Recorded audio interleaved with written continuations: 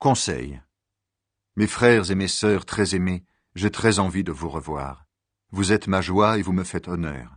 C'est pourquoi, amis très chers, restez fidèlement unis au Seigneur. Évodie et Syntyche, je vous le demande avec force, soyez d'accord entre vous en restant unis au Seigneur. Et toi aussi qui travailles fidèlement avec moi, je te le demande, aide ces deux femmes. Elles ont lutté pour la bonne nouvelle avec moi, avec Clément et avec les autres frères qui travaillent avec moi. Leurs noms sont écrits dans le livre de la vie. Soyez toujours dans la joie en étant unis au Seigneur. Je le répète, soyez dans la joie. Soyez bons avec tout le monde. Le Seigneur vient bientôt. Ne soyez inquiets de rien, mais demandez toujours à Dieu ce qu'il vous faut. Et quand vous priez, faites vos demandes avec un cœur reconnaissant. Ainsi, la paix de Dieu, qui dépasse tout ce que nous pouvons comprendre, gardera vos cœurs et vos pensées unis au Christ Jésus. En tout cas, frères et sœurs, voici ce qui doit vous intéresser. Tout ce qui est vrai et mérite d'être respecté, tout ce qui est juste et pur, tout ce qu'on peut aimer et approuver, tout ce qui est très bon et ce qui mérite des félicitations. Faites ce que vous avez appris de moi, ce que vous avez reçu et entendu de moi, ce que vous m'avez vu faire. Et le Dieu qui donne la paix sera avec vous.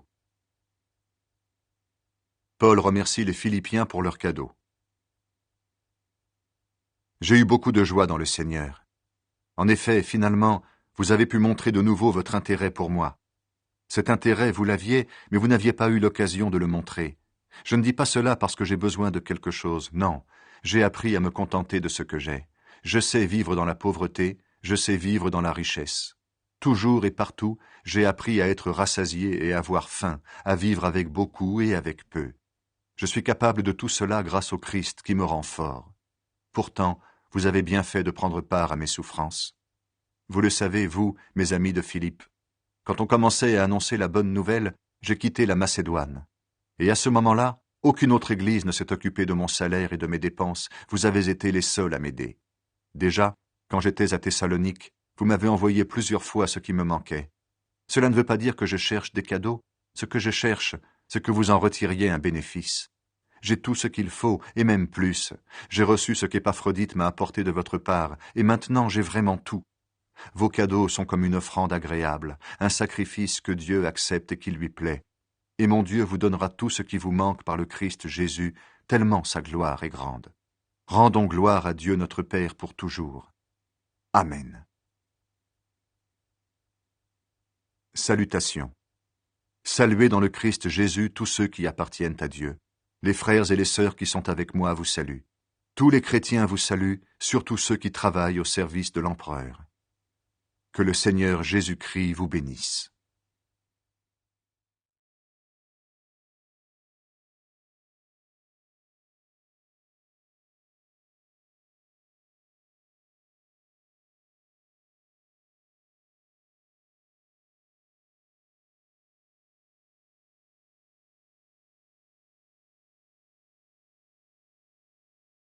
Salutations. Moi, Paul, je suis apôtre du Christ Jésus parce que Dieu l'a voulu. Avec Timothée, notre frère, j'écris à ceux qui appartiennent à Dieu et qui sont à Colosse, nos frères et sœurs qui croient au Christ. Que Dieu notre Père vous bénisse et vous donne la paix. Paul remercie Dieu. Nous remercions toujours Dieu, le Père de notre Seigneur Jésus-Christ, quand nous prions pour vous. Oui, voici ce que nous avons appris. Vous croyez au Christ Jésus et vous aimez tous ceux qui appartiennent à Dieu. En effet, vous espérez ce que Dieu a préparé pour vous dans les cieux. Quand la bonne nouvelle, qui est la parole vraie, est arrivée chez vous, elle vous a fait connaître cette espérance. Cette bonne nouvelle donne des résultats et se développe aussi dans le monde entier. Chez vous, c'est la même chose depuis que vous avez entendu parler de la bonté de Dieu, depuis que vous avez vraiment compris que Dieu vous aime. Épaphras, qui est notre ami et qui travaille avec nous, vous a enseigné cela.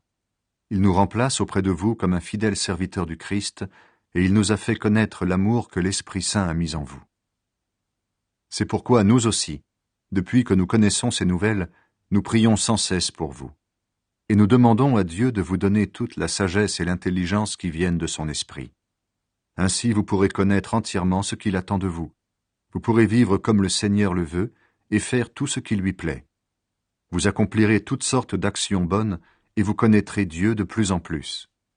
Sa puissance magnifique vous rendra fort pour tout. Alors vous résisterez et vous supporterez tout avec patience.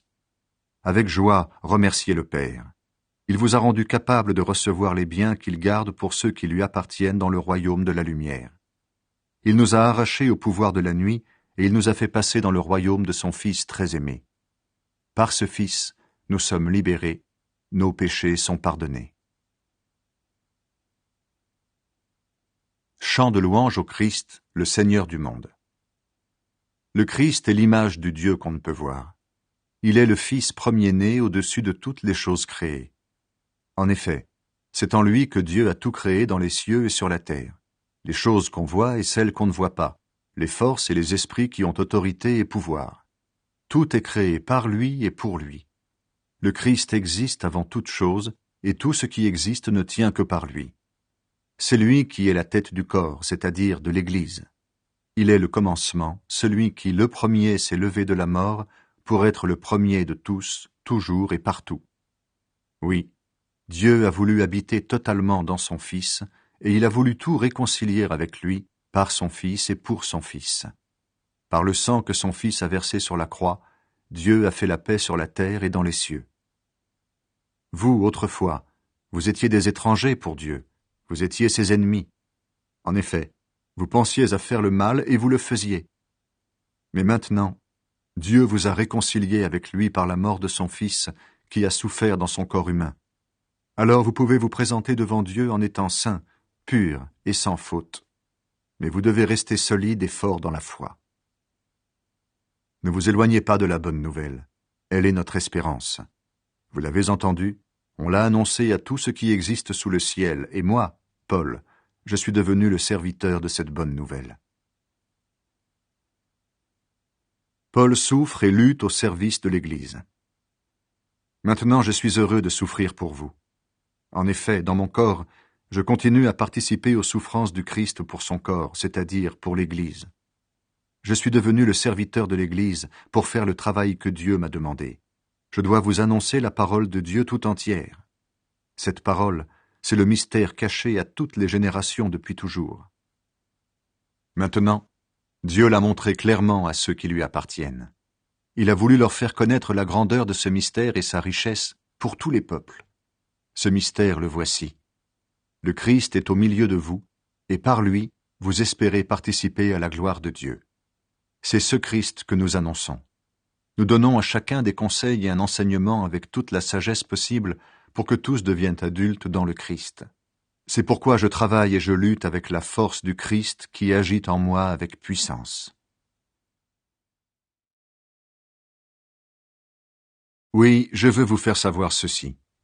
Je dois lutter durement pour vous, pour les chrétiens de Laodicée et pour tous ceux qui ne m'ont jamais vu de leurs yeux. Je veux qu'ainsi leur cœur soit plein de courage, qu'ils soient unis dans l'amour et totalement remplis d'intelligence. Alors ils connaîtront le projet caché de Dieu. C'est le Christ qui le réalise, et tous les trésors de la sagesse et de la connaissance sont cachés en lui. Je dis cela pour que personne ne vous trompe avec de beaux discours. Bien sûr, je suis loin de vous, mais mon cœur est avec vous. Je suis content de voir que chez vous, tout se passe dans l'ordre et que votre foi au Christ reste solide. Le Christ seul donne la vie. Vous avez reçu le Christ Jésus comme Seigneur. Eh bien, vivez unis à lui. Plongez vos racines en lui, construisez votre vie sur lui. Restez solidement dans la foi qu'on vous a apprise et remerciez Dieu avec beaucoup d'ardeur. Attention, personne ne doit vous prendre au piège avec les idées fausses de la sagesse humaine.